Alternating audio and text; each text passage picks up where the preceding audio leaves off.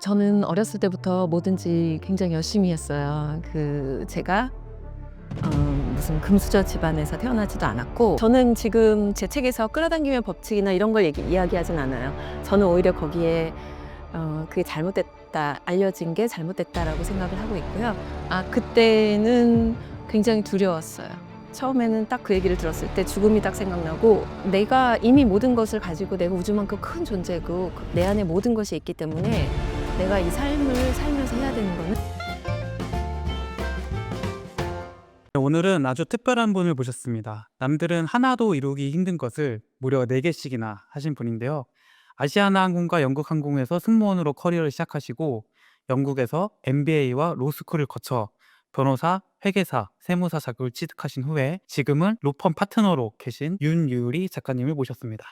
오늘 윤유리 작가님을 모시고 어떻게 이런 커리어를 시작하게 되셨는지, 그리고 또 그 커리어를 이루시고 느끼신 것은 무엇인지 그런 걸 여쭤보도록 하겠습니다. 그럼 자기소개 부탁드립니다. 네, 안녕하세요. 저는 윤유리 저자이고요. 어번던스 코드를 쓴 윤유리 저자입니다. 그리고 말씀하셨듯이 영국에 살고 있고, 세무사, 회계사, 변호사 자격을 갖추고 영국에서 세무 변호사로 지금 20년째 일하고 있습니다. 아마 그 작가님의 커리어를 이제 들으시거나 보신 분들은 가장 먼저 하는 질문이 이걸 것 같아요. 어떻게 그걸 다 할 수 있었냐? 그래서 아마 거기에 대한 답은 아마 잘 하실 것 같은데, 뭐 어떻게 해서 다 이런 것들 이루실 수 있다고 생각하세요? 저는 어렸을 때부터 뭐든지 굉장히 열심히 했어요. 제가 무슨 금수저 집안에서 태어나지도 않았고, 그리고 머리가 아주 썩 좋지도 않아요. 그리고 뭐 대단한 미모를 가진 것도 아니고 뭔가 이렇게 특별한 게 없었기 때문에, 그럼에도 불구하고 어떤 삶에 대한 열정은 아주 강했기 때문에 저는 열심히 해서, 소위 이제 요즘에 막 끌어당김의 법칙 뭐 이런 거 얘기하잖아요. 근데 저는 지금 돌이켜 보니까 그런 것들을 하고 살았더라고요.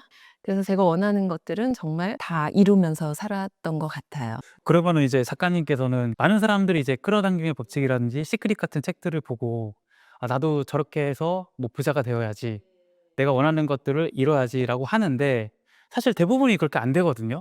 왜 안 된다고 생각하시고 작가님은 어떻게 되셨다고 생각하시는지. 네. 저는 지금 제 책에서 끌어당김의 법칙이나 이런 걸 이야기하진 않아요. 저는 오히려 거기에 그게 잘못됐다, 알려진 게 잘못됐다라고 생각을 하고 있고요. 그 끌어당김의 법칙이라는 거는 기본적으로 내가 그게 없으니까 어딘가에서 끌어당겨야 되는 거잖아요. 그리고 제가 명상을 통해서 깨달은 것은, 나는 온전하다. 나는 이미 온전하다. 그리고 내 안에서 이제 내가 원하는 것을 끌어내면 된다. 그래서 저는 끌어냄의 법칙이라고 어반던스 코드를 그렇게 말합니다. 끌어낸다라는 건 어떤 걸까요? 그러니까 내가 이미 온전하고 내 안에 모든 것이 다 있다라는 그 전제에서 어번던스 코드가 시작을 하거든요. 그거는 제가 명상에서 깨달은 통찰이고, 또 뭐 양자 물리학이나 이런 것들이 받침이 되는 그런 저한테는 암이자 머리로 이해한 게 아니라, 내가 아침에 일어나면 태양이 뜨는 것을 아는 것처럼 그냥 저는 알겠거든요. 그래서 내가 이미 모든 것을 가지고 내가 우주만큼 큰 존재고 내 안에 모든 것이 있기 때문에 내가 이 삶을 살면서 해야 되는 거는 내 안에 있는 거를 발현시키는 거, 끌어내는 거. 근데 그렇게 하면은, 저는 지금까지는 그걸 모르고 나는 이 온 우주의 혼자야. 나 대 우주 이랬으니까 내가 원하는 걸 끌어당기기 위해서 너무나 많은 노력이 필요했던 거죠. 근데 이제 최근에 그걸 깨닫고 나서 제가 한 것들이, 내가 그런 존재임을 알고 그 존재로 살면 되겠구나. 그러면서 그렇게 살다가 보니 내가 생각하는 게 바뀌고 또 감정이 바뀌고, 그러면 선택이 바뀌고 행동이 바뀌고, 그래서 자연스럽게 삶의 모든 것들이 생기더라고요. 발생을 하더라고요. 그러니까 이제 끌어당김을 한다라는 것은, 내가 만약에 뭐 100억 부자가 되고 싶다고 한다면은 내가 지금 100억이 없으니까 외부에서 이걸 끌어당겨서 나를 이제 100억을 가진 뭐 사람을 만드는 건데, 작가님 말씀은 그게 아니라 우리는 원래 뭐 100억도 그렇고 1000억도 그렇고 이미 그것을 다 가진 존재다. 그래서 그것을 그냥 끄집어만 내면 되는 네. 거였다라는 말씀이신가요? 네네. 맞아요. 예를 들면 지금 자연이 무한하잖아요. 자연이 무한하고 공기도 무한하고, 우리가 숨을 쉬면서 '내일 공기가 없어지면 어떡하지?' 이런 걱정 안 하고, 아주 작은 씨앗이 큰 나무가 될 거라는 의심도 하지 않잖아요. 그냥 해가 있고 물이 있고 그러면은 그 씨앗은 큰 나무가 되고, 그 씨앗은 이미 씨앗일 때부터 그 큰 나무가 될 잠재성을 가지고 있는 거죠. 우리도 자연의 일부인데 우리는 항상 의심을 해요. 그리고 우리를 지하실에 가두고 이렇게 싹이 발화를 못하도록 막 가두고 있어요. 약간 그런 느낌이에요.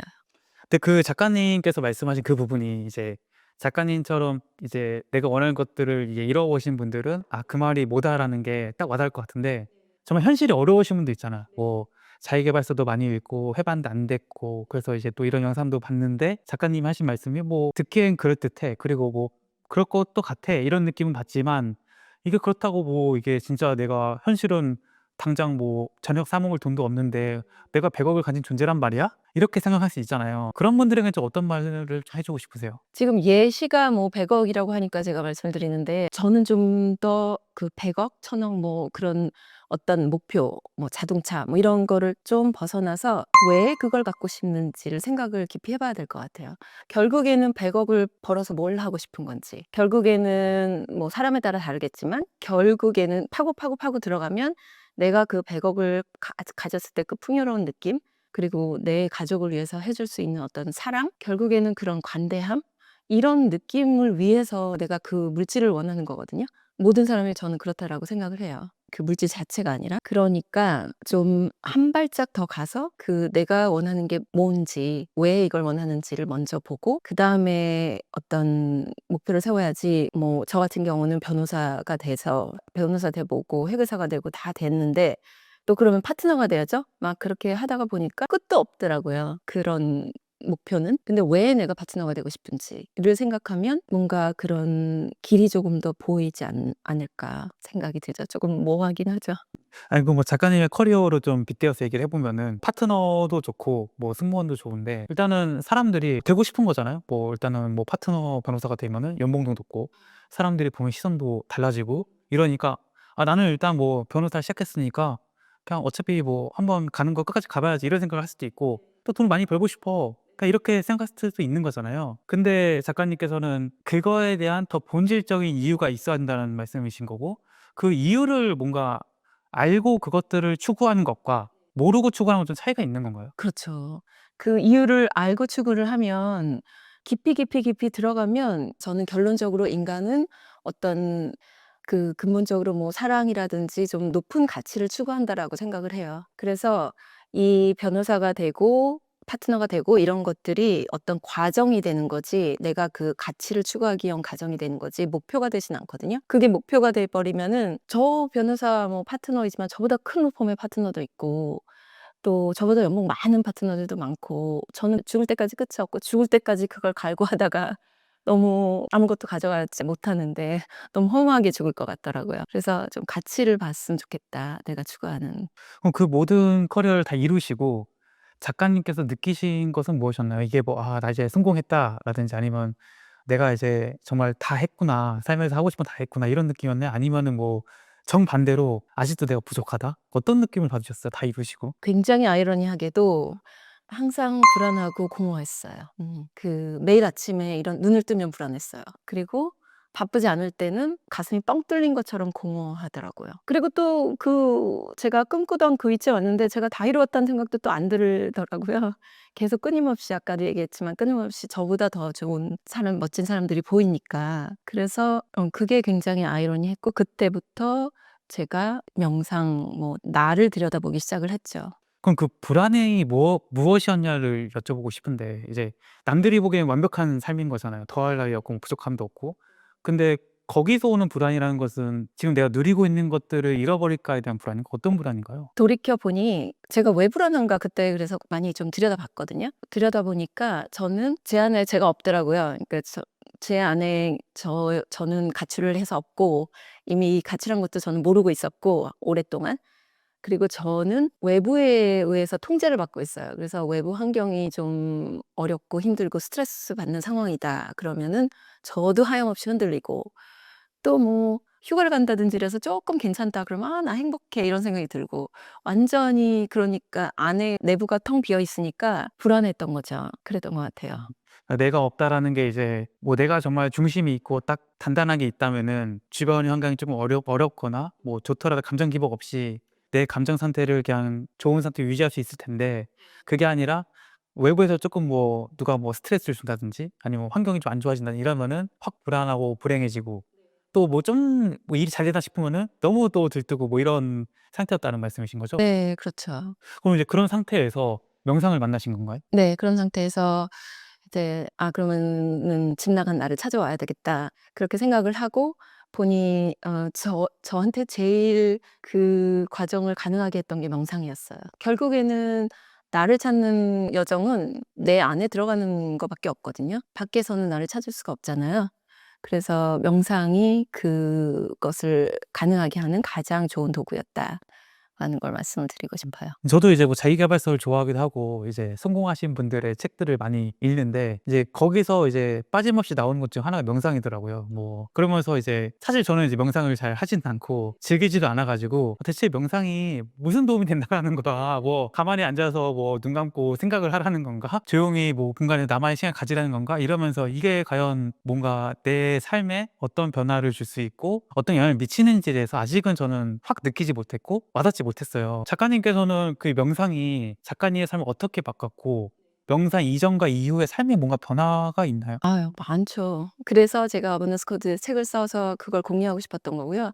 명상을 대부분의 사람들이 말씀하신 것처럼 가만히 앉아서 뭐 생각을 없애고 뭐 이래야 된다. 지루해. 어려워, 지루해. 이런 걸로 생각을 하시는데 사실 명상은 그런 게 아니에요. 그러니까 우리가 메타인지 많이 얘기하잖아요. 명상을 하다 보면 메타인지가 굉장히 높아져요. 좋아져요. 그래서 감정을 바라볼 수 있게 되고 이렇게 생각을 없애는 게 아니라 생각이 올라오는 거를 바라볼 수 있게 되는 거야. '아 올라오는구나.' 내려놓고 또 올라오는구나. 내려놓고 이걸 계속하다 보면 메타인지가 좋아지는 거죠. 그러면 이제 처음에 나타나는 거는 뭐 사람들이 생각하는 대로 마음이 편해지고 내 감정에 휩쓸리지 않고 감정이 약간 올라오는 게 몸에서 느껴져요. 그래서 예전에는 제가 저는 아이들이 남자아이들 둘이 있거든요. 그러면서 커리어도 같이 했는데 그때 회사 끝나고 집에 와서 지쳤을 때 육아부터 다시 해야 되니까 얼마나 힘들어요. 그러니까 뭐 애들 목욕시키면서 갑자기 막 화가 확 올라와 가지고 뭐 화를 확 내고 막 이랬거든요,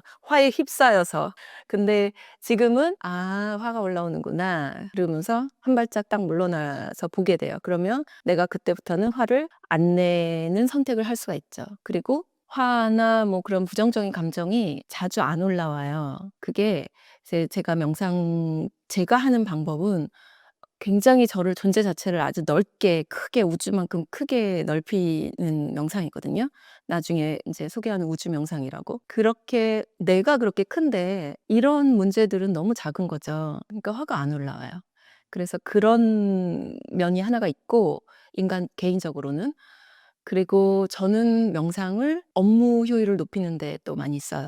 그리고 좀 전략적인 결정을 내릴 때 그리고 자문을 할 때도 많이 쓰고요. 그래서 굉장히 과학적이고 실용적인 도구예요. 그 관점에서 좀 명상을 여쭤보고 싶은데 이 명상이라는 게 정말 어떻게 보면은 좀 아무 목적 없이 뭔가 참된 나를 만나는 느낌도 있고 또 이게 책 같은 걸 보면은 자기계발서와 이 연관이 되면서 성공을 위한 수단으로서 명상이 존재한다는 느낌이 받거든요.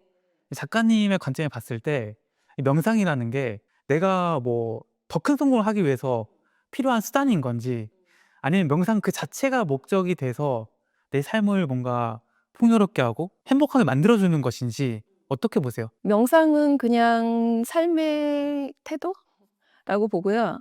그리고 저는 이제는 성공이란 단어는 쓰지 않아요. 성장이란 단어를 쓰고 진짜 성공은 성장이라고 생각을 해요. 나도 성장하고 다른 사람도 성장시키는. 그래서 그 성장을 하는 데 있어서 인간으로서 성장을 하는 데 있어서 되게 도움이 많이 되는 도구 아니면 삶의 태도라고 생각을 해요. 그럼 이제 뭐 명상을 뭐 안 한다 혹은 뭐 명상과 전혀 관련 없는 삶을 살고 있다 하면은 이 사람이 뭔가 놓치거나 성장이든 성공이든 그런 것들을 하지 못하게 되는 걸까요? 제가 명상을 이야기하지만 뭐 제가 하는 말이 진리는 아니잖아요. 저는 "제가 경험은 이랬습니다."라고 이야기하는 거고 제 경험상 굉장히 좋은 그 도구다. 정말 일단은 아침에 일어나서 맨 처음에 사람들이 하는 게 휴대폰 보는 거. 일단은 나를 이렇게 내면을 돌아보는 시간이 우리는 없잖아요. 그리고 밤에 잘 때까지 휴대폰을 보잖아요. 저희 아이들도 그렇지만. 그러면은 그게 계속 반복이 되면 굉장히 불안해지죠. 그리고 거기에 좀 중독이 되기도 하고 그런데 잠깐 내려놓고 아침에 잠깐 내려놓고 '아 내가 어떤 감정을 느끼고 있나.' 좀 바라보고 그리고 오늘 뭐 하루 동안에 있을 일 같은 걸 리허설을 해 보고 고런 것도 명상이거든요. 그냥 뇌파만 떨어뜨리고 그런 걸 해 보면 돼요. 그러면 하루가 순조롭게 넘어가는데 그냥 알람 클락이 울리면 벌떡 일어나서 이거 보면서 뭐 밥 먹고 또 이거 보면서 출근하고 막 정신없이 살다가 그렇게 하루 살다가 그냥 가는 거잖아요. 그럼 너무 좀 억울하지 않나요? 정말 말씀하신 대로 그렇게 뭐 알람 클락을 들으면서 막 하루를 시작하고 정말 바쁘게 살고 또 작가님처럼 되게 열심히 사시는 분일수록 명상에 대한 생각이 '야 그 명상할 시간이 어딨어 지금. 내가 눈앞에 있는 업무 하나 더 하고 다른 자기 계발 더 하고 책 읽고 해야 되는데.' 그렇게 생각하시는 분들 있잖아요. 그런 분들에게는 어떤 이야기를 해 주고 싶으세요? 명상이 그렇게 앉아서 이렇게 시간 들여서 하면 좋죠. 근데 저도 시간이 없어요. 저도 그렇게 명상을 하지 않아요. 예를 들면 뭐 운전하시는 분은 하시면 안 되지만 지하철을 타고 출퇴근을 하는데 지하철에서 저는 런던에서 지하철을 출퇴근하면서 자리도 없어요 보통. 그럼 서서 이렇게 흔들흔들하면서 이 눈 감고 그냥 이렇게 제 안으로 들여다보고 걸어갈 때도 회사로 걸어갈 때도 저는 제 안을 좀 들여다보고 심지어는 조깅을 할 때도 '아 내가 조깅을 하고 있구나. 아 내 몸에서 땀이 나는구나. 아 내가 빨리 끝났으면 좋겠다는 생각을 하고 있구나.' 그런 걸 다 알아차리는 게 명상이에요. 시간이 필요하지 않아. 네. 작가님의 책에서 이제 책에 자기소개에 적힌 커리어만 본다면은 정말 '이 사람은 실패 없이 진짜 고속도로를 달려서 정상까지 올라갔구나.'라는 생각을 하게 되는데 책을 읽어보면은 생각보다 많은 실패와 위기들이 있었더라고요. 그럼요. 그래서 첫 번째 나오는 위기가 이제 외국 항공사 승무원으로 계시다가 외환위기가 왔잖아요. 네. 그때 그러면서 이제 승무원을 그만두신 거죠? 네. 그때 뭔가 상황이라든지 그때 어떤 상태였는지 좀 말씀이 좋을 것 같아요. 예. 김 부장 예 그 드라마를 보지 않았는데 그 드라마를 쪼끔 알 것 같은 게 그분이 어떤 조직에 속해 있다가 김 부장이라는 정체성을 가지고 있다가 그 정체성이 없어지면서 세상이 다 무너지는 경험을 한 그런 거 맞죠? 네. 예. 저는 그걸 일찍 경험을 했죠. 그래서 90 년대 승무원은 그래도 꽤 화려했어요. 아시아나 항공 다니다가 '아 나는 이 업계에서 최고까지 가 봐야 되겠다. 최고로 대우를 잘해 주는 승무원 그 업계에서 가 봐야 되겠다.' 해서 영국 항공을 들어갔고 정말 대우를 잘해 주시더라고요. 그래서 외국 항공사 승무원 어리기도 했고 그러니까 그런 정체성이 너무 좋았어요. 그래서 뭐 변호사 뭐 의사 하나도 안 부러웠어요. 그래서 그렇게 살다가 어느 날 갑자기 이제 제 느낌으로는 회사에서는 준비를 했겠지만 제 느낌으로는 어느 날 갑자기 정리해고를 당한 거죠. IMF가 터지면서.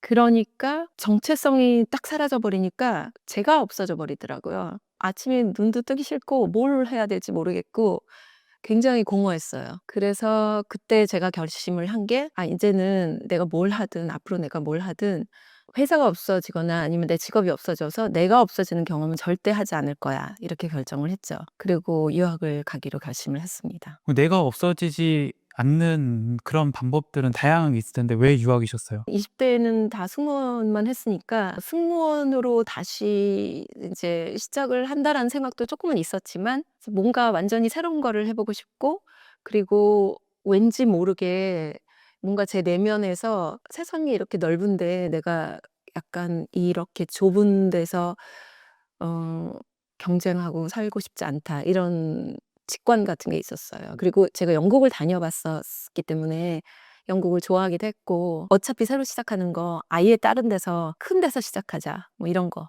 그럼 그때 상황은 어떠셨나요? 뭐 경제적인 상황이나 뭐 이런 것들. 네. 그때 제가 영국 항공이었으니까 파운드로 급여를 받았거든요.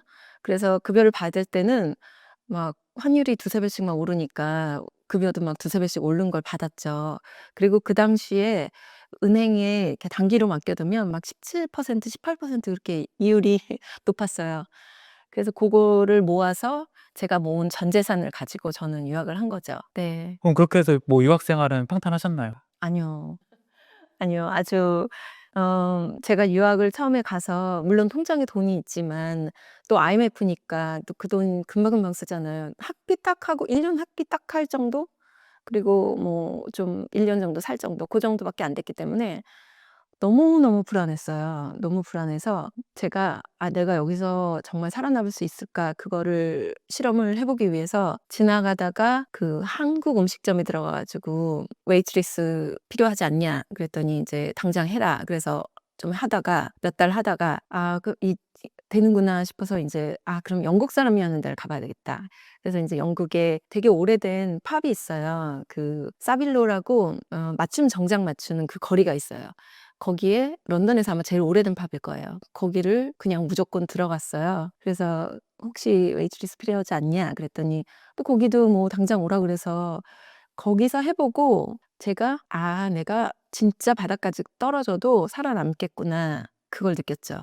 그때 좀 자신감이 많이 생겼어요. 진짜 내가 뭐 한국에서 누리던 기득권을 다 버리고 영국에서 시작했는데 내가 이제 가게에 들어가서 "저 고용하시 해 주실래요?" 했더니 그게 되더라. 그리고 그걸 해 보니까 이제 내가 진짜 설령 영국에서 망하더라도 이런 일부터 시작해서 돈을 벌면 되니까 자신감이 생기신 거군요. 그럼 이제 MBA를 졸업하고 로스쿨 가셨는데 보통은 이제 MBA 졸업하면 이제 뭐 글로벌 기업이나 다국적 기업에 좋은 연봉을 받고 가는 걸 생각했을 텐데 로스쿨 진학은 어떻게 하시게 된 거예요? 당시에는 우리나라에 로스쿨 제도가 없었거든요. 근데 저희 아버지가 법대를 나오셔서 그 베트남 전쟁에 가시느라고 고시를 못 봤어요. 그래서 아버지가 한 번도 뭐 변호사가 못 된 거에 대해서 저한테 말을 안 했는데 제가 아무래도 그걸 가지고 있었나 봐요. 그래서 MBA를 했는데 이제 전 세계에서 각 사람들이 다 오잖아요. 거기에 그 어떤 분이 변호사 하시던 분이 오셔서 이제 뭐 우연히 그런 얘기를 하면서 "아 우리 아버지가 변호사였는데 나는 이미 늦었어. 우리는 사실 봐야 되고 뭐 법대를 가야 되고 난 이미 늦었어." 이렇게 얘기를 했더니 그분이 여기 로스쿨 제도 있다고 알아보라고 그러더라고요. 그래서 그때부터 조금 '그런 게 있나?' 싶었다가 MBA를 했는데 MBA는 이제 여러 과목들을 하잖아요. 제가 대학교 다닐 때는 뭐 회계, 통계 이런 걸 다 피해 다녔어요, 어려운 거 싫어 가지고. 근데 MBA를 하는데 그 재밌더라고요, 그런 것들이. 그리고 법도 인제 상법을 하는데 재미있었어요. 그래서 '아 이거 한번 해 봐야 되겠다.' 그래서 하게 됐죠. 그럼 로스쿨도 그냥 진학을 바로 하신 건가요? 로스쿨을 지원해서 인제 합격을 받아야 되고 제가 돈이 인제 다 떨어졌잖아요. 근데 당시만 해도 영국의 은행에서 변호사가 될 로스쿨에 합격한 사람들은 가능성이 많으니까 그 사람들한테 학비 지원을 해 줬어요, 대출. 그래서 학비 대출 받아서 했죠. 그렇게 이제 한국에서 이제 뭐 승무원 하시다가 이제 외환위기 맞고 이제 영국 가서 정말 가게 문 두드리며 "나 채용해 달라."고 하고서 그 바닥부터 하셔 가지고 MBA 졸업하시고 로스쿨 졸업하시고 변호사가 되셨는데 그 과정에서 배운 삶에 대한 뭔가 지혜라든지 뭐 깨달음 같은 게 있으실까요? 네. 그렇죠. 진짜 바닥까지 떨어져 보면 뭐 두려운 게 없어지더라고요. 그래서 어떤 분들한테는 이것도 바닥이 아니지만 저는 당시에 그게 바닥이라고 느꼈거든요. '바닥까지 떨어져 보면 다 된다.' 그리고 정말 방향을 바꾸려면 이제 '바람을 거슬러 가야 된다.' 제 책에도 나오지만 그 꼭 방향을 바꿔야 되는 건 아니에요. 어떤 선택도 저는 틀린 선택은 아니라고 생각을 해요. 근데 '내가 방향을 바꾸는 선택을 하고 싶다.' 그러면 '바람을 거스르는 아픔도 감수해야 된다.' 그 말을 하고 싶고 저 같은 경우도 영국에 MBA를 준비를 하고 있을 때 사실 그때 당시에 인제 아랍에미리트라고 항공사에서 한국 승무원 1 기를 뽑았었어요. 정말 경쟁이 피가 터졌죠, 그때 IMF 때니까. 근데 어떻게 됐어요, 몇 명 안 뽑는데. 그래서 굉장히 많이 고민을 하다가 그거는 제가 하던 길이고 크게 뭐 아주 다른 길은 아니잖아요. 그리고 보이는 길이고. '거기를 갈까?' 그러다가 저는 안 보이는 길을 가기로 선택을 했습니다. 그래서 그 보이지 않는 길을 가니까 지금의 제가 있는 거죠. 전혀 다른 제가. 그쪽으로 갔어도 재밌는 삶을 살았을 것 같아요 근데. 우리가 흔히 이런 얘기 하잖아요. 뭐 정말 잃을 게 없으면 무서울 게 없다고. 뭐 그런 상태라면 정말 내가 뭐 두려울 게 없을 것 같은데 지금은 이제 많이 잃으셨잖아요. 뭐 작가님 본인은 어떻게 생각할지 모르겠지만 남들이 봤을 때는 어쨌거나 뭐 사회적 지위나 뭐 돈이라든지 이런 게 뭐 많으실 것 같은데 그때는 뭐 지금까지의 대화를 통해서 아 정말 본인이 생각하시기에 바닥까지 갔기 때문에 내 인생 뭐 더 이상 나쁠 것도 없고 진짜 뭐 가게에서 알바를 해도 이제 무조건 플러스랑 올라갈 일밖에 없으니까 좋았을 것 같은데 그래도 잃을 게 없으니까. 지금에서 좀 이제 지킬 것도 있고 가진 것도 좀 많아진 이 상황에서 두려운 게 있으신가요? 항상 두렵죠. 항상 두려운데 제가 뭐 도통을 한 사람도 아니고 저도 두려워요. 근데 이게 두렵구나. '아 두려움이 올라오는구나. 아 내가 이런 걸 두려워하고 있구나.' 이렇게 보게 돼요. 일을 할 때도 굉장히 스트레스만 받는 상황이 많거든요. 그런데 '아 내가 이런 그 윤리리 변호사라는 영국에 와서 이런 스트레스 받는 상황을 경험하고 있구나.' 이렇게 생각하면은 좀 스트레스 받는 것보다는 좀 재미있게까지 느껴져요. 그러니까 좀 삶을 좀 다른 두려움도 바라보고 좀 다른 시각으로 볼 수 있게 됐다? 근데 제가 작가님 책에서 읽었을 때는 이제 암을 겪으셨다고 보통 이제 암이라고 하면은 이제 죽음이란 거를 가까이 떠올리잖아요. 그럼 이제 어떻게 보면 사람들이 가장 크게 느낀다는 그 죽음도 가까이 하셨던 분인데 암 선고를 받았을 때는 어떤 게 가장 떠오르셨나요? 그때 죽음에 대한 감정은 '나 죽어도 괜찮다.'였어요? 아니면은 '아 나 이대로 죽어서는 안 돼.' 였어요? 그때는 굉장히 두려웠어요. 처음에는 딱 그 얘기를 들었을 때 죽음이 딱 생각나고 두렵고 그리고 쪼금 지나니까 이게 그러니까 그 두려움이 저에 대한 두려움보다는 저는 아이들이 있다고 했잖아요. 아이들이 엄마 없이 남는 게 두렵더라고요. 그리고 나서 저는 또 금방 잊어버려 가지고 하룻밤 자고 나니까 '아 이게 뭔가 좀 알아봐야 되겠다.' 그래서 알아보니까 죽진 않겠더라고요. 막 그래서 '아 죽는 거는 아니겠구나.' 싶었고 그리고 또 어느 순간이 되니까 그것도 나아지더라고요. '죽으면은 뭐 가도 되겠다.' 뭐 이런 생각도 들고 그래서 그거에 저희가 또 깜짝 놀랐어요. '내가 이렇게 쉽게 삶을 놓을 수 있는 사람이구나.' 막 이렇게 생각이 들었어요. 제 채널 구독하시는 분들 중에서도 그 암에 관심이 있으신 분들이 많고 암 환자분들이 많아 가지고 뭐 암이 이제 치유되신 입장에서 그런 암 환자분들 뭐 좀 두려움에 있거나 뭐 좀 내가 지금 암 때문에 일상생활이 어려우신 분들에게 좀 한 말씀 해 주신다면 어떤 말씀 해 주고 싶으세요? 굉장히 어려운 걸 요구를 하시는데 근데 저 같은 경우에는 일단 암 선고를 받고 영국은 뭐든지 빨리빨리 진행이 안 돼요. 그래서 의사를 보러 갈 때까지 한 달이 걸렸거든요. 그때 저는 매일매일 아침에 나가서 이제 무조건 자연으로 나가서 조깅하고 그러면서 그 '내 몸에 아무것도 없다.'라는 그런 느낌을 계속 느꼈었어요. 그리고 그 의사를 만나서 문을 열고 들어가서 그 의사를 만나서 그 의사가 뭐 검진을 하고 이런 것들을 되게 생생하게 제가 머릿속으로 항상 그 재현을 해 보고 어차피 암이 걸렸으니까 이 암에 대해서 생각하는 것보다는 '암이 없다.'라고 생각을 했을 때 저는 의사가 "아 오진이에요."라고 하는 거를 상상을 했었거든요. 그런 상상을 했을 때 내가 기분이 좋잖아요. 그래서 저는 그렇게 항상 시각화를 하면서 한 달을 크게 고통스럽지 않게 보냈던 기억이 나요. 그럼 지금 와서 돌이켜 봤을 때 이제 암이 이제 치유되는 과정에서 가장 크게 도움이 됐던 게 그런 시각화 내지 상상이라고 보세요?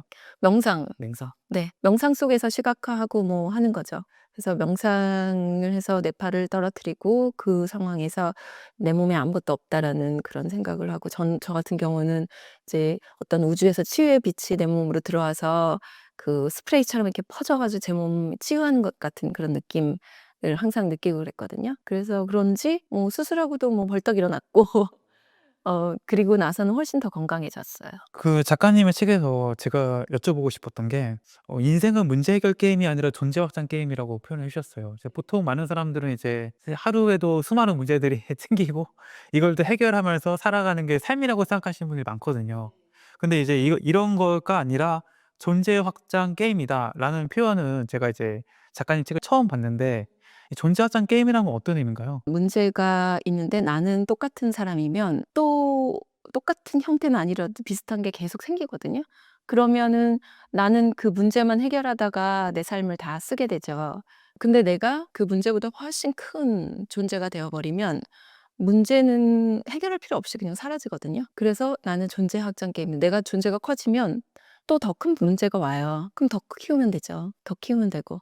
그래서 그게 저는 "인생은 존재 확장 게임이다."라고 얘기를 하는 건데 내 앞에 어떤 문제가 생겼을 때 이게 문제로서 다가오는 거는 이 문제의 크기가 나보다 크기 때문에 해결이 어렵기 때문에 이제 문제라고 느끼는 건데 이것을 이렇게 생각하지 말고 '아 내가 이 문제보다 커지면은 이거는 문제가 되지 않는다.' 이런 관점이라는 말씀이신 거죠? 그럼 이 존재를 어떻게 하면 키울 수 있나요? 저는 이제 명상해서 제가 그 우주 명상이라는 거를 개발했다 그러면은 조금 이상하긴 한데 그런 비슷한 명상들이 있는데 이제 제가 저한테 맞게 만들었거든요. 그래서 아주 우주처럼 커지는 그런 느낌을 매일매일 했어요. 매일 아침에 일어나서 하고 저녁에 자기 전에 하고 지금은 하지 않아도 그냥 그런 큰 사람으로 있을 수가 있어요. 그래서 그걸 매일매일 하다가 보니 존재가 커졌죠.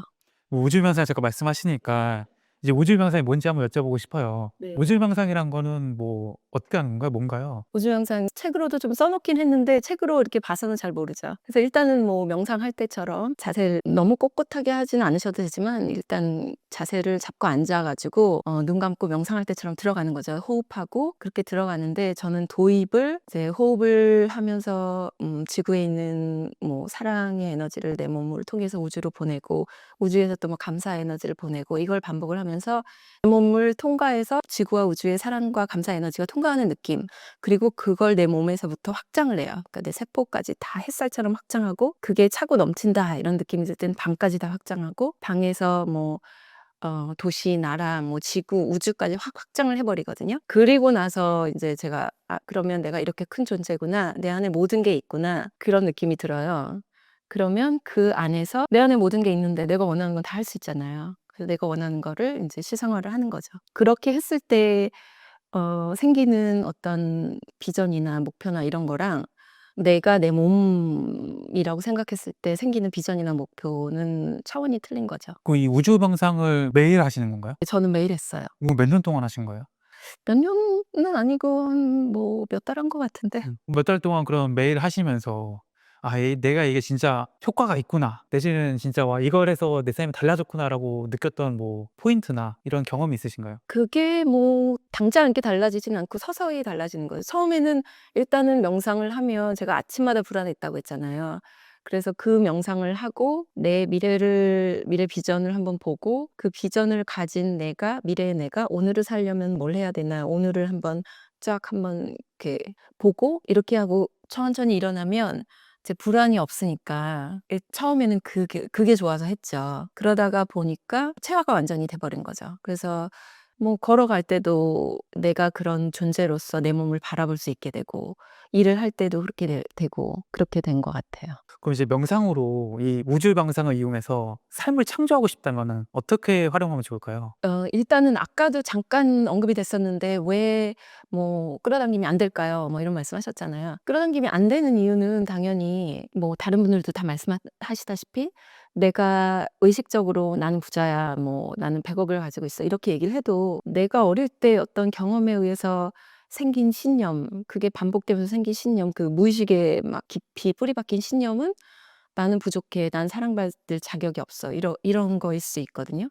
그러면 결국에는 우리는 다 에너지니까 그 에너지가 발산이 되는 거죠. 그러면 이제 우주에서는 그 에너지에 맞는 현실을 나한테 주는 게 되니까 당연히 안 되죠. 그래서 평소에 각성 상태에 있을 때는 저는 그렇게 뭐 시각화하고 뭐 필사하고 뭐 그런 게 안 되더라고요. 그런데 각성 상태에 있을 때는 이제 무조건 감정이 올라오면 화가 올라온다. 뭐 어떤 상황에서 이렇게 제가 인터뷰를 오기 전에 뭐 떨린다, 긴장된다 그러면 '아 내가 인터뷰를 하는데 떨리는구나.' 이런 거를 그냥 바라보는 거예요. 그냥 보고 그 무의식에 있던 거를 좀 인지할 수 있는 마음으로 올려서 계속 끌어올려서 바라보고 내려놓고 그러면서 인제 무의식을 정화하는 게 평소에는 효과가 있고 그리고 밤에 자기 전에 아니면 아침에 딱 일어났을 때 왜 깜빡깜빡할 때 있잖아요. 그때가 이제 우리가 뇌가 각성되지 않았을 때 약간 좀 말랑말랑할 때 그때 프로그램을 하는 거죠. 그때 우주 명상 같은 거를 하고 그다음에 시각화하고 비전화하고 뭐 이런 거를 그때 하면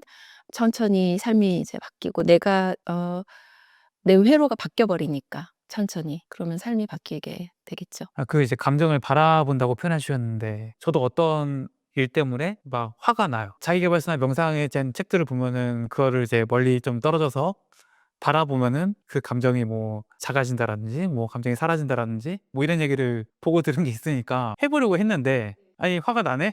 근데 화가 사그라드는 게 아니고 화가 계속 커지던데 그건 왜 그런 건가요? 화와 나를 동일시하신 거니 바라보라는 게 결국은 화와 나를 동일시하지 않는다는 게 이제 근간에 있는 건데 화와 내가 동일시되니까 화가 나면은 나도 거기에 휩쓸려 가서 더 화가 나고 더 화가 나니까 또 더 화가 나고 이렇게 분리가 되지 않은 거죠.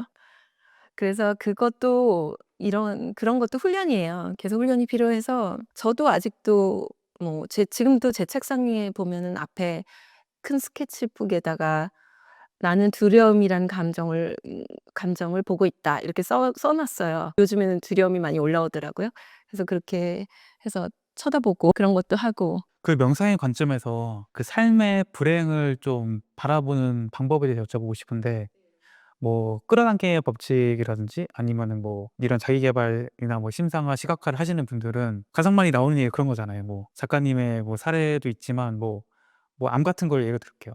뭐 "나는 암을 원하지 않았는데. 나는 암을 한 번도 뭐 생각해 보지 않았는데 왜 내가 암에 걸렸지?" 이렇게 생각하면서 이 뭔가 끌어당김의 법칙에 대해서 뭔가 이게 좀 모순되는 거 아닌가 이런 생각을 하시는 분들이 있고 또 꼭 암이 아니더라도 뭐 교통사고라든지 내가 상상하지 못했던 불행이나 실패 같은 것들이 삶에서 오게 되잖아요. 네. 그런 것들을 작가님께서 말씀하신 뭐 우주 명상이든 이 명상의 관점에서 봤을 때는 이 불행과 실패 뭐 좌절 같은 것들은 어떻게 바라볼 수 있을까요? 이 불행과 실패, 좌절 이런 거는 다 우리가 해석한 것 같아요. 그러니까 그 상황이 아니라 이거는 제가 저희 아이들 어렸을 때 많이 하던 얘기인데 밖에 비가 오면은 어떤 사람은 "아 비 와서 좋다." 어떤 사람은 "아 너무 비가 와서 싫어." 이렇게 얘기를 하잖아요. 근데 비는 비예요. 상황은 상황이고 그거를 내가 어릴 때 뭐 비 오면 즐거운 경험이 있었기 때문에 비가 오는 게 좋다라고 해석을 할 수도 있고 그 반대일 수도 있고 내가 해석을 하는 거잖아요. 그래서 이제 그런 식으로 모든 상황이 저도 좌절을 겪었고 저도 암도 걸렸고 근데 제가 정리해고를 당한 거는 제 인생에서 제일 잘 된 일이었어요. 그때는 아니었지만 그게 안 됐으면 저는 지금의 제가 없었죠. 물론 뭐 그 삶도 괜찮았을 거예요. 근데 만약에 지금의 저를 경험하고 싶다면 그때 그게 너무 잘 된 일이었죠. 저는 이혼도 했어요. 근데 이혼도 다른 사람들은 "왜 너는 이렇게 삶이 굴곡이 많니?" 이렇게 얘기를 하는데 저는 재미있어요. 그게 뭐 그렇게 사는 게 굴곡 없는 것보단 전 재밌거든요. 거기서 더 성장하고 더 깊어지고 이렇기 때문에 저는 지금의 제 모습이 너무 좋기 때문에 앞으로 다시 선택을 해도 다 할 것 같아요. 그러니까 이제 우리가 흔히 얘기하는 뭐 좌절이나 실패나 불행이라고 하는 일들 뭐 혹은 사건이든 뭐 그런 것들이 절대적인 뭐 좌절이나 불행이나 실패가 아니라 그 사람이 그냥 주관적으로 느끼는 이름표일 뿐이다. 그게 똑같은 암에 걸렸든 똑같은 뭐 교통사고를 당했든 아까 말했던 뭐 정리해고를 당하든 간에 누군가는 그거를 불행이라고 생각하고 평생 불행한 것으로 기억할 수도 있지만 또 반대로 작가님처럼 그때 정리해고를 당했기 때문에 지금이 있는 거잖아요, 더 잘된.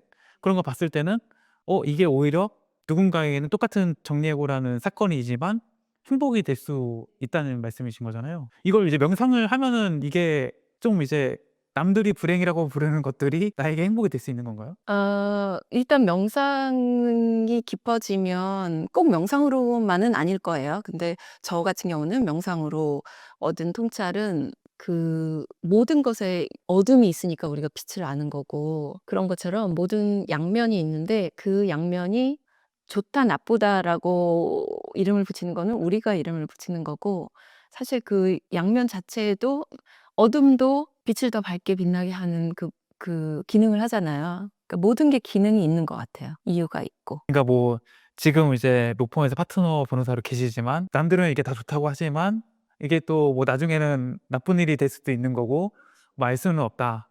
그러면 이제 그 얘기를 하면 이제 뭐 흔히 사람들이 좋다고 하는 일에 뭐 크게 좋아할 일도 없고 뭐 사람들이 뭐 불행하고 나쁘다고 하는 일에 크게 슬퍼할 것도 없고 그냥 내가 살고 싶은 삶을 내 주관대로 살아가는 게 삶의 정답일까요? 어떻게 보세요, 그런 건? 예 그렇기도 하고 내가 선택을 할 수 있는 거죠. 내가 좋은 감정은 100 배, 10배 더 좋게 내가 선택해서 누리면 되는 거고 그리고 나를 불편하게 하는 감정은 이렇게 떨어져서 보면서 인제 덜 느끼면 되는 거고 그래서 저는 "삶은 환경이 아니라 선택이다."라고 얘기를 하고 있거든요.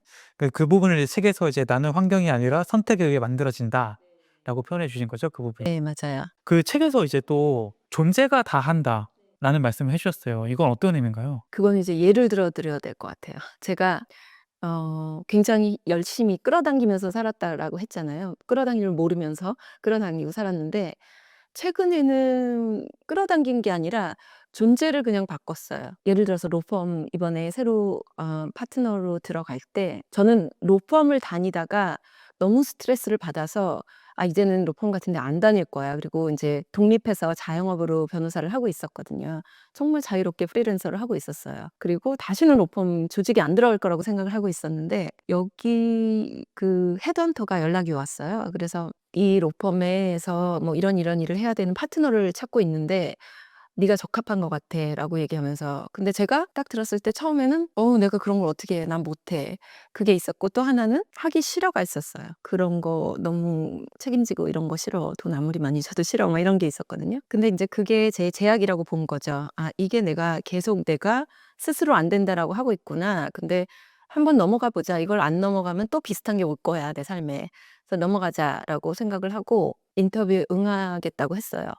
그리고 제가 한 게 뭐냐면 그래 여기서는 뭐 700 명이든 800 명이든 변호사가 있는 회사에 파트너를 뽑는 거고 나를 인터뷰하는 사람들도 파트너라는 거는 동급이잖아요. 그래서 그러면 내가 여기에다가 이 회사한테 제공할 수 있는 가치는 뭔가 그거를 인제 준비를 해 봤어요. 인제 회사가 어떤 회사인지도 알아보니 제 가치에 맞는 회사더라고요. 그래서 이제 그 회사의 가치와 내 가치가 왜 맞는지 그리고 내가 어떤 가치를 제공할 수 있는지를 다 이렇게 정리를 해 보니 제가 너무 멋있는 거예요. 그래서 제가 스스로 너무 감동을 받았어요. 내가 이렇게 멋있어?' 막 이렇게 생각이 드니까 이렇게 존재가 탁 바뀌는 거죠. 내가 아 인터뷰이로서 어떤 뭐 나를 고용주한테 보여주는 "제발 직업을 주세요." 이 입장이 아니라 내가 이렇게 우리 회사를 이렇게 좋은 곳으로 만들 수 있어요."라고 하는 입장에서 가니까 그냥 너무 자연스럽게 아무 노력도 필요가 없는 거죠. 그런 사람이니까 나는. 그래서 존재를 바꾸고 들어가서 인터뷰를 거의 대화를 했어요. 인터뷰는 하나도 안 떨리고 대화를 하니까 이제 첫 번째 인터뷰가 끝나고 받은 피드백은 저 말고 그 파트너 한 3 명을 더 인터뷰를 하고 있었대요. 근데 그분들이 제가 너무 월등해서 "다른 사람하고는 더 이상 진행을 안 하겠다."라고 했대요. 그런 게 되게 '아 존재가 바뀌면 이렇게 쉽게 다 되는구나.' 그런 거죠. 처음에 이제 하기 싫다고 하셨잖아요. 근데 이제 해 보시니까 네. 하고 싶어졌나요?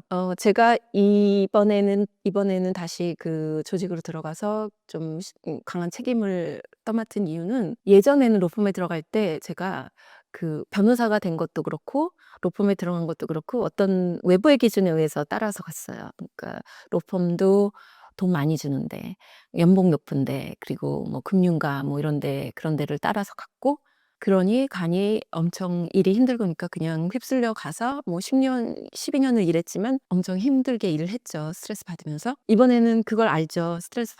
받는 그런 직업이라는 건 알고 '아 여기서 내가 이런 소용돌이 속에서 나를 잃지 않는 훈련을 해야 되겠다.' 그거를 의식적으로 생각하고 의식적으로 들어간 거예요. 그러니 이제 그런 챌린지가 도전이 오면 저한테는 훈련장이 되는 거죠. 연습장이 되고 그러니까 좀 약간 게임처럼 생각할 수 있으니까 거의 스트레스 상황에서 휩쓸려 가다가도 다시 돌아와서 '아 난 지금 이런 스트레스를 받는 윤일이라는 게임을 하고 있어. 캐릭터를 하고 있어.' 이렇게 생각을 하니까 저를 좀 성장시키는 계기? 그래서 제가 이거를 뭐 몇 년을 거치고 나서 그 뒤에 저를 생각하면 되게 설레요. 이제 그 질문을 왜 드렸냐면은 이제 많은 사람들이 내가 뭘 하고 싶은지 하기 싫은지도 사실 모르는 경우도 많고 하고 싶었다고 생각한 그 일이 사실은 하기 싫은 일인 경우도 있고 또 하기 싫다고 생각했던 그 일이 속으로는 정말 하고 싶었던 일인 경우도 있어 가지고 이게 본인이 뭘 원하는지를 모르는 사람이 많더라고요. 작가님께서 보시기에 '내가 진짜 이걸 원한다. 내가 진짜 이걸 하고 싶은 일이야. 좋아하는 일이야.' 이런 것들 좀 알 수 있는 방법이 있나요? 그 내가 누군지를 알아야 되죠. 저도 그 맨 처음에 공허하고 불안하고 이럴 때 사람들이 "네가 좋아하는 걸 한번 해 봐. 너를 행복하게 하는 걸 해 봐." 그러는데 그 질문이 제일 어려웠어요. 그러니까 나를 행복하게 하는 게 도대체 뭔지를 모르겠는 거예요. 왜냐면 나를 모르니까. 그래서 나를 먼저 바라보는 게 제일 중요한 것 같아요. 내가 누군지를 아는 게. 내가 누군지를 모르기 때문에 다른 사람이 좋다고 하는 거를 '나에게도 좋겠구나.' 하고서 이제 무조건 따라하게 된다. 그렇죠. 근데 이제 그걸 해 보면서 이제 '나랑 안 맞네.' 이렇게 느낄 수도 있는 거고 또 우연히 그게 또 나랑 잘 맞는 일일 수도 있다라는 거잖아요. 그렇죠. 그러면은 작가님께서는 좋아하는 거를 그런 상황에 못 찾으셨는데 나를 이제 그걸 알아야 되잖아요. 나를 알기 위한 방법들, 나를 알기 위해서 했던 뭐 시도들이 있으신가요? 네. 저는 그래서 그냥 정말 간단하게 내가 뭐 할 때 편안하지? 그래서 목욕부터 했어요. 어. 목욕하고 저는 요가를 좋아하더라고요. 이제 운동은 뭔가를 해야 되는데 요가를 할 때는 요가는 쉽게 그렇게 힘들이지 않고 하는데 뭐 예를 들어서 뭐 역기를 들어야 된다 이렇게 가기 전부터 막 마음에 부담이 되고 싫고 막 이래요. 그래서 저한테 부담이 되지 않는 것부터 하나씩 하기 시작했죠. 목욕부터. 그런 거를 이제 하다 보니까 나는 이런 걸 좋아하고 이런 걸 싫어하는 거라는 게 점점 이제 알게 되는 거죠? 네. 조금씩 조금씩 알게 됐죠. 그러면 이제 뭐 작가님의 커리어 같은 걸 봤을 때는 약간 그런 하기 싫은 조차도 극복의 대상 내지는 도전의 대상으로 보고 뭐 '이걸 내가 해내야지 더 강한 존재가 되고 더 성장하는 존재가 될 수 있어.'라고 생각할 수도 있을 것 같은데 삶을 살아가면서 뭐 나에게 뭐 내가 싫어하는 일, 나에게 맞지 않는 일을 굳이 할 필요가 있다고 생각하시는지 내가 뭐 좋아하고 잘하는 거 뭐 이런 것들을 해 나가면서 사는 게 좋다고 생각하세요? 어떻게 생각하세요 이런 거는? 삶에서 뭐 정답은 없는 것 같아요. 어떤 삶이 정답이다라는 건 없는 것 같은데 제가 최근에 이제 저도 자기 계발 강의 이런 것도 굉장히 많이 들었거든요. 정말 수억을 썼죠. 그중에서 제가 조금 충격을 받았던 부분이 인간의 행복에 대해서 이렇게 도표로 설명을 하는 거였는데 인간이 행복을 한 최적의 상태는 지금 현재에만 행복한 거는 아니래요. 그러니까 어떤 사람은 지금 현재 '나는 지금 충분히 행복해.' 이런 분들 많고 그랬을 때 그게 행복이라고 생각이 들잖아요. 저도 그게 행복이라고 생각이 들었는데 그거는 함정이래요. 그래요? 네. 네. 인간의 본성은 현재도 행복하고 미래의 비전도 있어야 된대요. 음.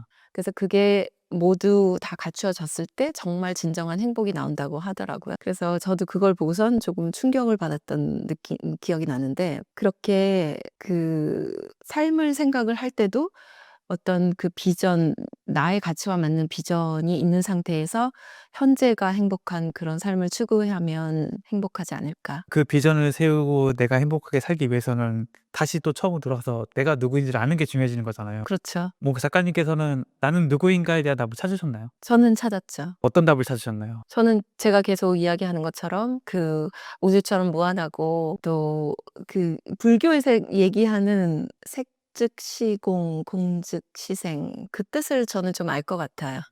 그러니까 모든 현상도 비어 있고 비어 있으면서 현상이 일어난다라고 하잖아요. 그러니까 저는 제가 우리 각각이 그렇게 무한한 존재고 다 연결되어 있고 내 안에 무한한 가능성이 있고 그런 거를 너무 잘 알겠어요.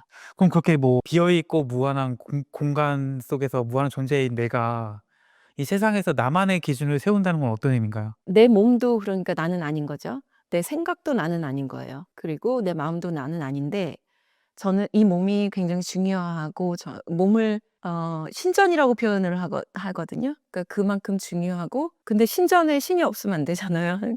진정한 나는 거의 이제 그렇게 무한한 존재이고 이 몸을 통해서 인간 경험을 하는 거라고 생각을 해요, 저는. 그렇기 때문에 내가 하고 싶은 거, 내가 누리고 싶은 거, 인간의 경험을 하면서 누리고 싶은 거는 다 누릴 권리가 있다. 그건 우리 탄생 권리다. 그렇게 생각을 하는 거죠. 돈 많이 벌고 싶으면 돈 많이 벌고 고통을 받지 않고 행복하고 즐겁게 재미있게 좀 게임처럼 이 삶을 즐기다가 이제 의식을 높이고 다시 내 존재로 돌아갈 그럴 권리가 있다라고 생각을 해요. 그래서 어반던스 코드는 그걸 얘기하고 있는 거죠. 그 어려울 때 힘이 된 삶의 철학 세 가지가 있으시다고 네. 어떤 철학인가요? 통제 가능한 것에 집중하기. 이거는 뭐 내가 작가님의 마음을 통제할 수 없고 작가님이 저에 대해서 무슨 생각을 하는지 그런 건 통제할 수 없잖아요. 거기에 제가 집중을 하면 너무 삶이 고단하죠. 그 대신에 약간 내댐 이론과 같은 거죠. 그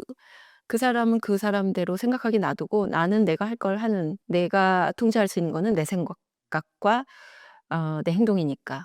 그렇게 생각을 하면 별로 거슬리는 거 없고 좀 내 삶의 주도권을 가지게 되죠. 그리고 "넘어질 때 다시 일어나라." 이 말은 이제 넘어질 때 다시 일어나고 내 삶의 사각지대를 경영하라 이런 거는 그 두 가지는 저에게도 멘토가 있어요. 제 멘토분이 말씀해 주신 건데 우린 다 해 봤죠. 그러니까 맨 처음에 우리가 걸음마를 배울 때 정말 얼마나 수도 없이 넘어졌어요. 근데 계속 일어나면 걷게 되는 것처럼 뭔가 힘든 부분에 부딪혔을 때 계속 그냥 그것처럼 그냥 일어나면 될 것 같아요. 그리고 사각지대를 경영하라는 그 말은 저한테 왜 도움이 됐냐면 사람이 우리가 눈에 보이지 않는 어떤 생각지도 못한 일에 부딪히면 패닉 상태가 되죠. 그러면 딱 굳어버리거든요. 그게 우리 기본값이잖아요. 근데 평소에 나의 약점, 뭐 내가 공포를 느끼는 부분, 나의 감정 이런 것들을 다 충분히 봐두면서 내 사각지대를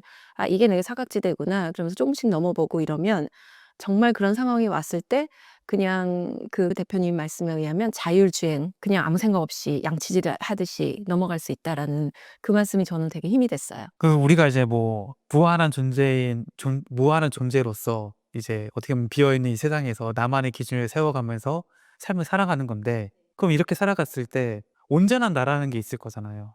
이 온전한 나라는 것은 어떤 모습인가요? 온전한 나라는 거는 나의 가치와 나의 생각과 내가 하는 행동 그런 게 모두 내 본질과 일치된 나. 내가 말은 뭐 A라고 말하고 행동은 B라고 하고 그런 게 아니라 모든 게 정렬된 그런 나인 것 같아요. 그럼 그 본질된 가치를 끊임없이 추구하면서 사는 삶인가요? 네. 그러니까 모든 작은 그러니까 선택에서 내 본질을 인식하고 내 가치를 알고 그렇게 선택을 하는 거죠. 작가님의 본질적인 가치는 무엇인가요? 저는 뭐 인간의 본질이라고 저뿐만이 아니라 계속 제가 얘기하지만 그 무한하고 온전하고 사랑만 가득 찬 그런 게 제 본질이라고 생각을 하고요. 예를 들면 제가 이번에 로펌을 들어갈 때도 저는 뭐 돈을 많이 준다라고 해서 아무 데나 들어갈 생각은 정말 1도 없었어요. 근데 그 로펌을 보니 그 로펌이 B코업이라는 그 베네핏 코퍼레이션이라는 뜻이거든요. 그런 인증을 받았어요. ISO처럼 인증을 받는데 로펌에서 그런 인증을 받는 경우가 드물어요. 그거는 어떤 내가 이익만 추구하는 게 아니라 사회에도 공헌하는 회사다 이런 거를 입증을 했을 때 받는 인증이거든요. 그래서 '이 회사는 나랑 가치가 맞는다.' 그리고 들어가 보니 정말 그런 거를 실천하고 있고 말로만 그러는 게 아니라 그래서 이 일을 선택을 하거나 아니면 클라이언트를 선택을 하거나 이럴 때도 아무리 돈을 많이 주는 클라이언트라도 우리의 가치가 맞지 않으면 안 받는 뭐 이런 굳건한 가치가 있어요. 그래서 제가 거기에 조인을 함으로써 저는 제 가치에 어긋나지 않는 일을 쉽게 할 수가 있는 거죠. 그리고 같이 그런 사람들이 또 모여요. 그런 데는 고객들도 그런 고객들이 모이고 그럼에도 불구하고 수익도 뭐 1 년에 20%씩 나오고 그래요. 그러니까 충분히 내가 어떤 그 컴프로마이즈를 하지 않으면서 내 가치를 지킬 수 있다. 그리고 항상 모든 한 발 한 발 그렇게 선택을 하다 보면 '온전한 나로 살아갈 수 있지 않을까.' 그렇게 생각을 하는 거죠. 그럼 많은 사람들이 온전한 나로 살지 못하는 가장 큰 원인은 뭘까요? 자기 기준이 없기 때문 아닐까요? 타인의 기준, 세상의 기준에 맞춰서 살다 보니 온전한 나로 살아가지 못한다. 네. 저도 뭐 온전한 나로 아직 살아가고 있는 건 아니고 '그 방향으로 간다.' 이런 말을 하는 거죠. 작가님께서도 이제 많은 일을 하시고 또 뭐 책임을 많이 지는 자리에 계시니까 아마 제가 그냥 상상하기로는 스트레스도 굉장히 많으실 것 같아요. 뭐 스트레스에 피해갈 수 없으니까. 이 스트레스를 성장으로 전환시키는 방법이 있다고, 어떻게 좀 이 스트레스를 이용해서 내 삶을 좀 더 행복하고 나를 좀 더 온전하게 살아가게 하시나요? 네. 스트레스도 뭐 감정의 일부분이죠. 그래서 스트레스와 불안과 분노가 같은 뿌리에서 나왔다라고 해요. 근데 스트레스를 받아서 어떤 사람은 불안으로 표출이 되기도 하고 어떤 사람은 분노로 표출이 되기도 하고 그래서 같은 뿌리라서 같이 다루어야 하는데 일단은 바라봐 줘야 되는 거. 무조건 판단하지 않고 약간 그 떼쓰는 아이 다루듯이 바라보고 '아 네가 올라오는구나.' 인정해 주고 '스트레스구나.' 바라볼 수 있을 때 거기까지만 해도 이 감정이 좀 사그러지는 경우도 굉장히 많고 그리고 그렇게 바라보고 나서 인제 나중에는 스트레스를 약간 저는 명상 같은 걸 통해서 '이 스트레스가 나를 무너뜨리려는 게 아니라 어떤 신호를 주고 있구나.' 그렇게 생각을 하고 그거를 나를 앞으로 나가게 하는 에너지로 전환을 시켜요 저는. 그 감정 전환 명상이 제 책 뒤에 QR코드에 있어요. 제가 녹음한 게. 그 성공을 결정짓는 것은 무엇을 하냐가 아니라 왜 하냐라고 해주셨는데 이것은 무엇보다는 왜가 훨씬 더 성공을 하는 데 중요하다라는 말씀이시죠? 그렇죠. 아까도 얘기가 나왔듯이 내가 뭐 100억을 벌고 싶다 그랬을 때 왜 내가 100억을 벌고 싶은지를 계속 왜 하고 끝까지 들어가 보면 거기에는 항상 어떤 느낌을 갖고 싶어서 어떤 감정을 갖고 싶어서가 들어있거든요. 아니면 어떤 결핍 때문에. 저 같은 경우는 이 수많은 자격증을 딴 거를 왜 하고 들어가 보니 거기에 나는 사랑받을 자격이 없어. 나는 인정받고 싶어. 이런 결핍이 있더라고요. 그러면 그 결핍을 먼저 해결해야 되는 게 순서잖아요. 그 결핍은 그냥 놔둔 채로 100억을 내가 끌어당겼다 한들 결국에 남는 건 결핍 또 결핍이거든요. 그래서 저는 왜를 들여다보는 게 중요하다라고 얘기를 하는 거예요.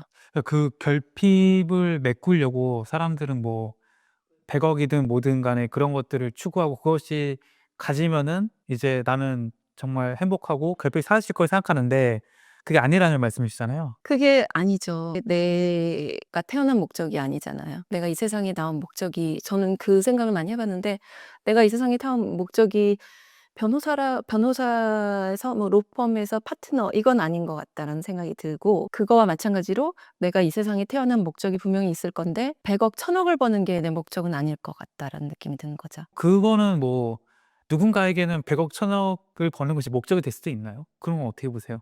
저는 개인적으로는 이제 근본적으로 계속 들어가 보면 그게 목적은 아닐 거예요, 분명. 그거가 아니라 누군가에게 뭔가를 해 주고 싶은 그런 거일 수도 있고 아니면 '내가 이 돈을 이렇게 번 사람이야.'라고 인정받고 싶은 욕구일 수도 있고 '뭔가 다른 게 있을 거다.'라는 게 제 생각이에요. 저는 전문가는 아니지만. 네. 그럼 작가님께서는 우리가 계속 근본적으로 들어가다 보면은 그 근본에 남아 있는 것들은 결국에는 감정이다라는 건가요? 근본에 남아 있는 거는 의식이죠. 의식. 네. 저는 의식이라고 생각해요. 의식을 설명을 하기가 힘든데 약간 저는 이제 TV 스크린이라고 생각을 해요. 그러니까 모든 것이 일어나는 바탕, 모든 감정, 뭐 생각, 행동 모든 것이 일어나는 바탕이고 우리는 계속 의식을 높여야 하는데 그 의식을 높인다는 게 약간 TV 스크린의 해상도를 높이는 거라고 생각을 하면 되죠. 그래서 읽어보셨는지 모르겠지만 데이비드 호킨스의 그 의식혁명이라는 책이 있잖아요. 거기 보면 의식 지도가 나오잖아요. 그래서 감정을 자꾸 이야기하는 거는 그 의식의 언어는 감정이래요. 그래서 내가 어떤 감정을 느끼고 있을 때 그 감정이 의식 수준의 반영이다라고 하더라고요. 그래서 그거를 보고선 '아 내가 무기력하구나. 그럼 내가 굉장히 낮은 의식으로 있는 거고 그래서 좀 더 의식을 높이고 그런 단계를 밟아 가야 된다.'라고 생각해요. 그게 인제 삶의 단계라고 생각을 해요. 작가님과 이야기를 나누면서 작가님께서는 이제 내가 정말 생각하는 것들 뭐 하고자 하는 것들은 다 할 수 있다라는 그 무한한 존재라는 것을 실제 경험하시고 이제 너무 뼛속까지 알고 계신 분이어서 뭐 너무 당연하게 들리시잖아요. 근데 이제 사실 대다수의 사람들은 내가 지금 살고 있는 현재 삶의 모습이 일단 불만족스럽고 네. 내 마음에 들지 않고 무슨 뭐 "내가 뭐든지 다 해서 완전한 존재야. 나는 불완전하고 부족하고 뭐 정말 남들과 너무 비교되고 못 살고 이런 상태인데 그런 분들한테 아무리 "너는 무한한 존재야. 너는 뭐든지 다 할 수 있어."라는 그 메시지가 진짜 막 박힐 것 같지는 않거든요. 그럼 그런 분들이 진짜 그게 경험인 거잖아요, 어떻게 보면. 작가님 경험하셨으니까 이게 너무나 당연한 말이고 당연한데 많은 사람들과 경험하지 못했기 때문에 이 말에 대해서 생각하지 못하고 믿지 못하고 아니라고 생각하는 거잖아요. 그런 분들에게 좀 이것을 전달해 줄 수 있는 뭐 체험이나 경험이나 이렇게 하면은 제가 말씀하신 걸 쪼끔이라도 공감하실 수 있을 거예요."라는 뭐 메시지가 있을까요? 저한테 도움이 됐던 거는 저는 일단 그전에 제가 일단 이 책을 쓴 거는 당연히 말씀하신 것처럼 모든 사람이 저처럼 뭐 명상에서 깊은 어떤 것을 좀 깨닫고 경험하고 이러지 않았으니 이 책을 봤을 때 와닿지 않겠다라는 생각은 했어요. 근데 최소한 어떤 '이런 사람도 있구나.' 아니면은 '이렇게도 될 수 있구나. 이런 생각도 있구나.'라는 어떤 질문 아니면은 생각을 해 보는 계기를 좀 주고 싶었어요. 왜냐하면 뭐 대부분은 이렇게 정말 근본을 이야기를 하는 게 아니라 예를 들면 뭐 생각과 감정을 바꾸면 내가 뭐 100억을 1000억을 끌어들일 수 있다, 끌어당길 수 있다. 이런 것은 약간 뿌리는 보지 않고 줄기나 가지를 바꾸라는 거랑 비슷하다고 생각을 하거든요. 생각과 감정은 줄기나 가지라고 생각을 하기 때문에. 그래서 그거 말고 이제 좀 더 근본을 한번 보자라는 지금 와닿지 않더라도 언젠가는 와닿을 수도 있는 거고 약간 지도같이 '저렇게까지 갈 수도 있구나, 일반 사람도.' 라는 거를 예로 보여주고 싶었고요. 누군가가 100 미터를 어 세계 신기록을 세우면 그다음부터 또 그 기록을 깨는 거는 또 쉽게 되잖아요. '그런 역할이 됐으면 좋겠다.'라는 생각이 든 것도 있고 저한테 도움이 된 거는 그 시크릿에 나오는 멘토분 중에 마이클 베키스라는 분이 계세요. 그분 강의를 저는 듣고 저는 개인적으로 일주일 동안 또 같이 시간을 보내기도 했거든요. 제가 끌어당긴 끌어당김을 해서. 근데 그분이 가르침 중에 보면 의식의 단계에 대해서 얘기를 해요. 그래서 굉장히 과학적으로 설명을 하시더라고요. 그래서 모든 사람은 대부분의 인류가 피해자 의식 밑에 단계에 있대요. 피해자 의식에 있으면 아까 말씀하신 것처럼 모든 게 이제 '나는 이렇게 작은 존재야. 나는 분리되어 있어 세상과. 그리고 뭐 난 부모를 잘못 만나서 뭐 더 이상 안 돼. 뭐 내 상사가 너무 그지 같아서 안 돼.' 뭐 이런 생각을 하게 되는 거죠. 세상이 나한테 영향을 너무 많이 미치는 거예요. 그런 단계에 있다가 어느 단계에 이르면 사람들이 좀 깨어나기 시작을 하죠. 그래서 '아 내가 삶을 이 삶은 내 삶인데 내가 창조할 수도 있을 것 같은데?' 그래서 끌어당김 뭐 이런 걸 하게 돼요. 비전화 심상화. 좋죠. 굉장히 좋은 단계인데 그거보다 더 단계가 있대요. 그래서 그 단계로 넘어가면 이제 '나는 우주의 통로야.' 그러니까 '나를 통해서 세상이 발현이 돼.' 그러면서 이제 내가 우주와 공명을 하는 되게 자연스럽게 모든 게 되면 그러면서 내려놓기. 될 거니까. 내려놓기 뭐 이런 거를 하게 되고 마지막 단계로 가게 되면 나와 우주는 하나. 뭐 그 단계에 이르면은 내가 생각하는 즉시 모든 것들이 발현이 된대요. 저도 뭐 그 단계는 아니라서. 그런 그 단계를 설명을 딱 들으니까 '아 그러면 내가 지금 피해자 의식 단계에 있네? 그러면은 내가 의식 단계를 높여야 되겠다. 그러면 어떻게 해야 되지? 아 내가 이런 감정을 느끼겠구나. 감정을 바라봐야 되겠구나.' 뭐 이런 것들이 이제 알겠더라고요, 방법을. 방법을 알겠으니 의식을 높이는 게 중요하죠. 결국에는 의식을 높여가는 게임인 것 같아요. 네, 이번 책은 이제 작가님께서 내가 진짜 뭐 외환위기 때 승무원 하다가 정리해고 당해 가지고 진짜 한국도 아니고 영국이란 나라에 가 가지고 정말 아무것도 없이 시작해 가지고 로펌 파트너 변호사가 되셨는데 정말 내가 원래부터 풍요롭고 뭐 부모 잘 만나고 이런 사람이 아니라 나같이 열악한 상황에 있던 사람도 이렇게 생각하고 하다 보니까 되더라라는 그 하나의 경험담 내지는 이야기를 통해서 '내가 주어진 환경에서도 저런 일들이 충분히 가능할 수 있겠구나.'라는 그 생각을 한번 깨주는 그 정도만 돼도 일단은 '성공이다.' 뭐 이렇게 생각하면 될까요? 네. 네. 그럼 그렇게 이제 '이런 사람도 있네? 이런 어려운 상황에서 이렇게까지 된 사람이 있어?'라고 생각을 이제 틀을 깬 사람들은 이제 그다음 생각하는 것들이 '나도 저 작가님처럼 되고 싶어.'라는 생각이 일단은 1차적이지 않을까 싶어요. 그럼 그분들은 작가님께서 이제 의식을 높여라고 하셨는데 그 시작 단계로서 명상후부터 시작하면 되는 건가요? 저에게는 명상이 제일 좋은 도구였죠. 그리고 삶에서도 저는 명상을 굉장히 자유자재로 사용을 해요. 명상이 그렇게 고리타분한 게 아니에요. 그래서 자유자재로 미팅 들어가기 전에 1분 동안 이제 미팅이 끝났을 때 내가 잘 끝내고 와서 그 느낌을 한번 느껴보고 명상 상태로 명상을 일단 호흡만 해도 뇌파가 떨어지거든요. 그러면 마음이 다 가라앉으면서 이제 그 상태를 느껴보고 그 상태 그대로 회의를 들어가요. 그러면 회의가 되게 순조롭게 들어가고 지금 이 자리에 오는 것도 저는 그걸 하고서 들어왔어요. 그러니까 이제 뭐 우리가 명상했을 때 뭐 아까 처음에 얘기했듯이 앉아서 눈 감고 뭐 이런 게 아니라 네. 뭐 어떤 뭐 중요한 회의를 들어가기 전이나 혹은 회의가 끝나고 나서 내가 그냥 뭐 조용한 곳이 혼자 있는 사무실에서 뭐 깊은 숨을 뭐 10번 내쉬고 들이쉬는 거 이 정도만 하는 것도 명상이라고 보시는 건가요? 그렇죠. 그 정도로 하면은 이제 마음은 편안해지지만 거기서 그 편안한 상태에서 그 미래까지 한번 내가 리허설을 해 보고 그 미래 존재로 들어가는 거죠. 그러면은 잘 돼요. 미팅 같은 것도.